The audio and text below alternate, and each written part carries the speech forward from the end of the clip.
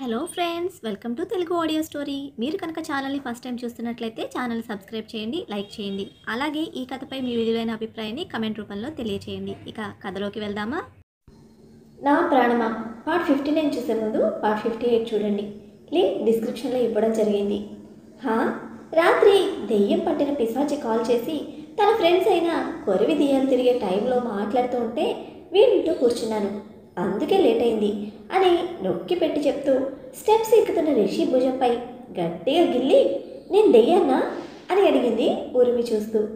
Correct చేసుకో, నేను దెయ్యం అనలేదు, దెయ్యం పట్టిన పిశాచి అన్నాను.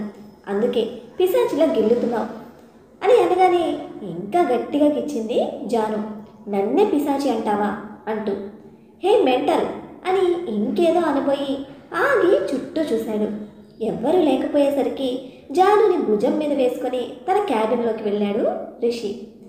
తన ఫ్లోలో తను తిరుగుతూ ఉన్న జాను సడన్గా గాల్లో తేలినట్టు అనిపించేసరికి ఏంటా అని వాస్తవంలోకి వచ్చి చూసేసరికి రిషి భుజం మీద ఉంది.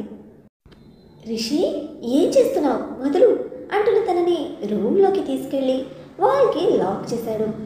ఎటూ కదలడానికి లేకుండా రెండు వైపులా ఉన్న రిషి హ్యాండ్స్ని తనకి స్ట్రైట్గా ఉన్న అతని ఫేస్ని చూసి మాటలు తిట్లు ఆపేసి బిక్కు బిక్కు అంటూ చూడటం మొదలుపెట్టింది జాను.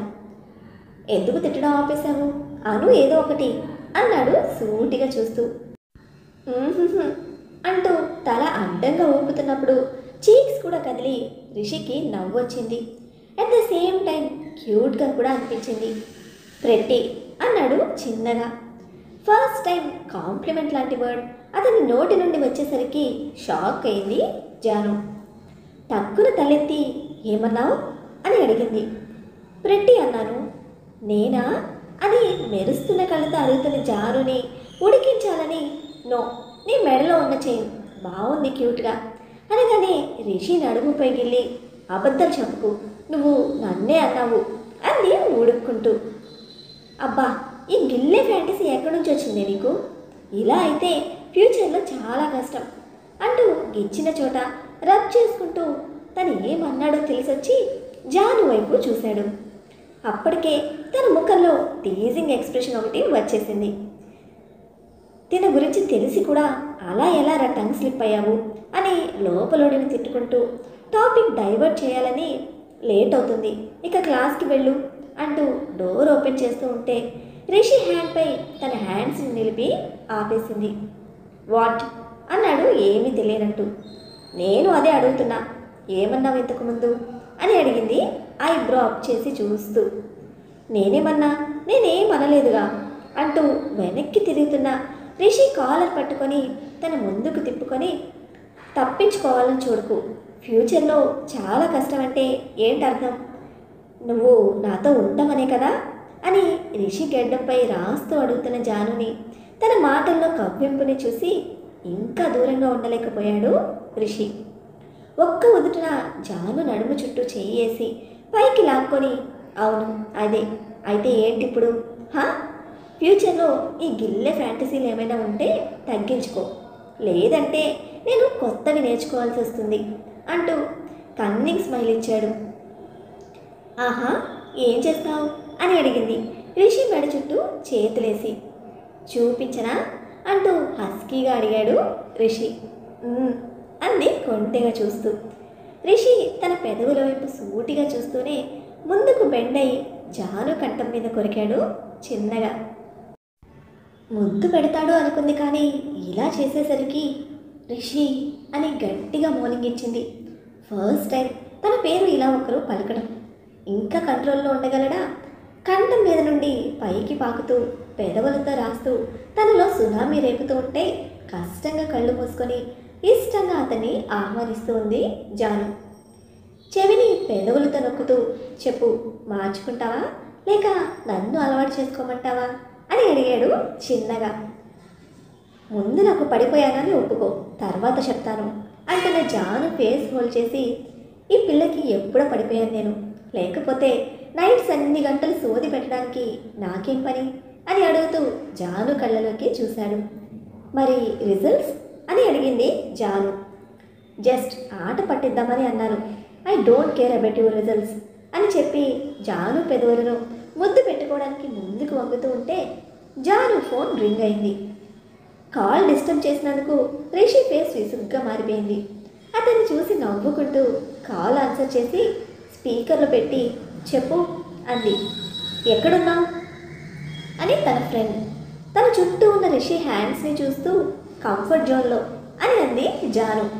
హా, మన కాలేజ్లో అదెక్కడుందే అని అడిగింది ఆమె అయోమయంగా. ఎక్కడో ఉందిలే కానీ ముందు ఎందుకు ఫోన్ చేసావో చెప్పు. రిజల్ట్స్ వచ్చాయి, టాపర్ పాప ఏడుస్తుంది, తనను నువ్వు బీట్ చేసినందుకు పార్టీ కావాలి మాకు అంది ఎక్సైట్ అవుతూ. మనోళ్ళందరినీ క్యాంటీన్కి తీసుకెళ్ళు, వస్తాను అని చెప్పి కాల్ కట్ చేసి గర్వంగా రిషి వైపు చూసింది. కంగ్రాట్స్ మేరీ జాన్ అంటూ జాను నుదుటికి తన నుదుటిని ఆనించి చాలాసేపు అలానే ఉండిపోయాడు రిషి. ఓయ్, ఐ లవ్ యూ చెప్పొచ్చుగా అంది గారంగా. రిషి జాను కళ్ళలోకి చూస్తూ ఈ ఐ లవ్ యూలపై నాకు అంత నమ్మకం లేదు, కానీ ఒకటి చెప్తా విను. నీ స్టడీస్ అవ్వగానే పెళ్లి చేసుకుందామే, ఈలోపు నేను కూడా ఎక్స్పర్ట్ అవుతాను ఇందులో అనగానే గట్టిగా రిషిని హత్తుకొని I love you so much Rishi. నేను ఎప్పుడూ అనుకోలేదు నా లైఫ్లో ఒక వ్యక్తిని ఎంతగా ప్రేమిస్తానని అని చెప్పి అతన్ని వదిలి ఇంట్లో చెప్తాను మన విషయం గురించి అంది. అప్పుడే వద్దు, నేను మాట్లాడతాను అని చెప్పి జాను బుగ్గపై ముద్దు పెట్టి తన వ్యాలెట్లో ఉన్న కార్డ్ని జాను చేతిలో పెడుతూ 3672 పిన్, బిగ్ ట్రీట్ ఇవ్వు నీ గ్యాంగ్కి అని చెప్పాడు. నా దగ్గర ఉంటాయి కదా, ఇంకెందుకు, వద్దు అంది జాను. నీది నాది అని తేడా లేదు కానీ టేక్ కేర్, అక్కడ ఎవరితో గొడవలు పడకు అని మరీ చెప్పి జానుని పంపిస్తూ ఉంటే నువ్వు కూడా రావచ్చుగా అని అడిగింది. నో, నాకు సెలబ్రేషన్స్ నచ్చవు, కానీ మన పెళ్ళికి బ్యాచిలర్ పార్టీ అరేంజ్ చేస్తాను అని కన్ను కొట్టి తన వర్క్లో తను నిమగ్నం అయిపోయాడు రిషి. బుక్ వామ్ అని ముద్దుగా తిట్టుకొని అక్కడి నుండి వెళ్ళబోయి ఆగి ఈవినింగ్ నీకు ట్రీట్ ఇస్తాను, రావాలి నువ్వు అని చెప్పి హ్యాపీగా బయటకు వచ్చింది జాను. రిషి తనని ప్రేమిస్తున్నాడు అని ముందే తెలిసినా ఇంత త్వరగా ఓపెన్ అవుతాడని అస్సలు అనుకోలేదు. అందుకే రిషి కార్డ్తో ఫస్ట్ క్లాస్ వచ్చినందుకు ప్లస్ లవ్ ఓకే అయినందుకు డబుల్ ట్రీట్ ఇచ్చింది జాను పాప. ఓసారి ముందు రోజు రాత్రి ఏం జరిగిందో చూద్దాం. సమీర వాళ్ళ ఇంటి నుండి తన ఇంటికి చేరుకున్న శౌర్యకి ఇల్లంతా చీకటిగా ఉంది. అప్పుడే వెళ్ళి ఆద్యకి బుద్ధి చెప్పాలి అనుకున్నాడు. కానీ అంత రాత్రి వేళ ఒక అమ్మాయి గదిలోకి వెళ్ళడం బాగోదు అని ఆగిపోయాడు. తిరిగి తన గదిలోకి వచ్చి ఫ్రెష్ అయి పడుకున్న అతను ఉదయం ఎర్లీగా లేచి జిమ్ రూమ్కి వెళ్ళాడు. జోగి తెచ్చిన ప్రోటీన్ షేక్ని పక్కన పెట్టమని చెప్పి వెళ్తున్న అతన్ని ఆపి ఆద్యని నేను పిలిచానని చెప్పు అన్నాడు. అలాగే అని చెప్పి వెళ్ళిన జోగి అదే విషయం ఆద్యకి చెప్పగానే ఎగురుకుంటూ వచ్చింది శౌర్య ఉన్న రూమ్ దగ్గరకు. నిజానికి ఆద్యకి సమీరాన్ని బెదిరించిన ఇన్సిడెంట్ గుర్తులేదు. వై బికాస్ అప్పటికే 3 days అయింది కాబట్టి సమీర ఈ విషయం ఎవ్వరికీ చెప్పలేదు అని అనుకుంది. శౌర్య ఇప్పుడు సడన్గా పిలిచేసరికి సమీర బ్రేకప్ చెప్పడం వల్ల శౌర్య మనసు మార్చుకున్నాడేమో అనుకుంది. అదన్నమాట ఆద్య పాప సంతోషానికి కారణం. బావా పిలిచావు అంట, హా ఇటురా అంటూ చేతిలో ఉన్న డంబుల్స్ పక్కన పెడుతూ చెప్పాడు. హా అని వస్తున్న ఆమెను చూస్తూ హ్యాండ్ టవల్ తీసుకొని స్వెట్ తుడుచుకుంటున్న శౌర్య ముందు నిలబడి పళ్ళన్నీ బయట పెట్టింది. షర్ట్ లేని బావగాడిని గుట్టకలు మింగుతూ చూస్తూ ఆద్యని గమనిస్తున్న శౌర్య టవల్ పక్కన పెట్టి ఓరగా చూస్తున్న ఆద్య చంప ఫట్ మనిపించాడు. ఊహించని దెబ్బకి గతుక్కుమంది ఆద్య. బావా అంది చంప మీద చెయ్యేసుకొని.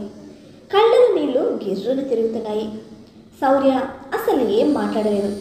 ఇంకో దెబ్బ కొట్టాడు లాగిపెట్టి. ముందు దెబ్బకి కనీసం నిలబడగలిగింది.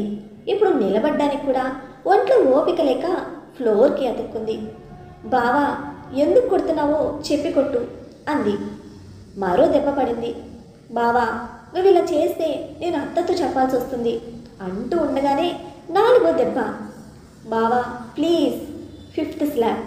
ఏదో అనబోయి ఆగిపోయింది ఆద్య. మాట్లాడితే కొడుతున్నాడు అని సైలెంట్గా అక్కడి నుండి వెళ్ళిపోవాలని డిసైడ్ అయ్యి వెళ్తున్న ఆద్య ముందుకు వచ్చి నిలబడ్డాడు శౌర్య. బావా అంటూ భయంగా చూస్తున్న తన వైపు, నేను కొడుతున్న దానికి రీజన్ నువ్వు చెప్పగలిగే వరకు ఇలా కొడుతూనే ఉంటాను అంటూ మరో చెంప పూరి చేశాడు. 2 నిమిషాల పాటు సైలెంట్గా ఉన్నా కూడా శౌర్య మనసు కనికరించలేదు. మళ్ళీ కొట్టాడు. ఓ 10 తిని ఉంటుందేమో. ముఖం వాచిపోయింది. మళ్ళీ కొట్టడానికి చేయెత్తుతున్న శౌర్యకి అడ్డుపడి నీళ్ల కళ్ళతో అతని వైపు చూస్తూ, సమీర విషయం గురించేనా అని అడిగింది. ఎత్తిన చేయి దించిన శౌర్య నేరుగా ఆద్య మెడ పట్టుకొని బలమంతా ఉపయోగిస్తూ వెనక్కి నెట్టుకెళ్ళి శాండ్ బ్యాగ్కి తన మెడని అదిమేస్తూ, ఎలా కనిపిస్తున్నానే నీ కళ్ళకి హా అని అరిచాడు ఒక్కసారిగా. అప్పటి వరకు అక్కడున్న ప్రశాంతత అంతటిని భయపడిపోయేలా చేసినట్టుంది అతని గొంతు. శౌర్య కళ్ళలో మొదటిసారి అంత కోపం, అంతకంతకు మెడ మీద పెరుగుతున్న బలం. ఊపిరి ఆడటం తక్కువై కళ్ళు తేలేసి ఉక్కిరి బిక్కిరవుతున్న ఆద్యని విసుగ్గా వదిలి, ఎందుకు చేశావు ఇదంతా అని అడిగాడు అక్కడ ఉన్న ప్రోటీన్ షేక్ ఆమెకి ఇస్తూ. నువ్వంటే నాకు ఇష్టం బావా అని చెప్తున్న ఆద్య వైపు కోపంగా చూసి, నీ ఇష్టాన్ని మడిచి, బావా షడప్ ఆద్య, నిన్నెప్పుడైనా ఆ ఉద్దేశంతో చూశానా? నేను జానుతో పాటు సమానంగా చూశాను. ఆ విషయం నీకు కూడా తెలుసు. ఇంకెందుకు నా మీద ఆశలు పెంచుకొని నా ప్రాణమైన సమీరాని బెదిరించాలని చూసావు? బావా, చిన్నప్పటి నుండి కలిసి ఉంటున్నాం. నా మీద కలగని ఫీలింగ్స్ ఆ రోడ్డుని పోయే దాని మీద ఎలా వచ్చాయి నీకు? అది నీ ఆస్తికి వలేసింది. అదెందుకు నీకు అర్థం కావటం లేదు? ఈసారి కొడితే మళ్ళీ పైకి లేవవు. మాటలు జాగ్రత్తగా రానివ్వు. సమీర నీలా అవకాశవాది కాదు. నేనెవరో తెలియకుండానే ప్రేమించింది. నా డబ్బు అధికారం చూసి రాలేదు. ఇంకా అది రోడ్డున పోయేది అంతకంటే కాదు. దాని బాబు తలుచుకుంటే నాకన్నా బలిసినోడిని తెచ్చి ఇవ్వగల సత్తా ఉన్నాడు. అన్నీ ఉన్నా అణిగిమణిగి ఉంటుందని. నీలా ఎగిరెగిరి పడదు. ఇంకోసారి నువ్వు సమీర జోలికి వెళ్లకుండా ఉంటే నీ లైఫ్ బాగుంటుంది. లేదంటే నా ఇంటి బయట గేట్ కూడా తాకనివ్వకుండా చేస్తాను, గుర్తుపెట్టుకో అని ఫైనల్ వార్నింగ్ ఇచ్చి అక్కడి నుండి వెళ్ళిపోయాడు శౌర్య. వెళ్తున్న శౌర్యని చూస్తూ, నేను ఏమీ లేని దాన్ని కాదు బావా. నిన్ను చేసుకుంటే నీ సామ్రాజ్యానికి మహారాణి అవుతాను. దేన్నైతే చూసుకొని ఎంతగా రెచ్చిపోతున్నావో దాన్ని నీ లైఫ్లో లేకుండా చేస్తాను బావా. దానికి నాకున్న అస్త్రం జాను అని బిగ్గరగా వికృతంగా నవ్వుతూ అక్కడి నుండి తన గదిలోకి వెళ్ళిపోయింది ఆద్య. అప్పుడే తన మనసులో ఒక ఈవిల్ ప్లాన్ని సిద్ధం చేసింది. ఎండ్ ఆఫ్ ద డేకి కాలేజ్కి శౌర్య వచ్చాడు జానుని పిక్ చేసుకోవడానికి. బట్ జాను రిషి బాబుతో డ్యూయట్ వేసుకోవడానికి ప్లానింగ్ చేసుకుంది కదా. సో తెలివిగా శౌర్యకి సమీరాన్ని అప్పగించి తను రిషితో వస్తానని చెప్పింది. చెల్లెలి వ్యవహారం కొంచెం తేడాగా ఉండేసరికి డౌట్గా చూస్తున్న శౌర్యకి అనుమానం పోయేలా, ఉదయం నుండి వదిన డల్గా ఉందన్నయ్య, నేను అడిగితే నాకు చెప్పలేదు, నువ్వు కనుక్కో అని చెప్పగానే శౌర్య దృష్టి జానుపై నుండి సమీరపై పడింది. నిజంగానే తను వచ్చినప్పటి నుండి ఒక్క మాట కూడా మాట్లాడలేదు. చాలా ముభావంగా ఉన్న తనని చూస్తూ, రిషి జానుని జాగ్రత్తగా ఇంటి దగ్గర డ్రాప్ చేసి అని చెప్పాడు.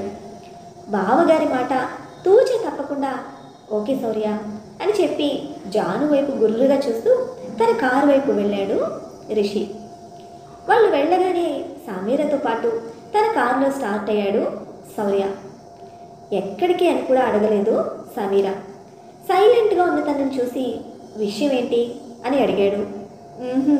అని చెప్పి విండోలో నుంచి బయటకు చూస్తున్న సమీర హ్యాండ్ పట్టుకున్నాడు శౌర్య. మరి సమీర మనసులో బాధ శౌర్య తెలుసుకోగలుగుతాడా?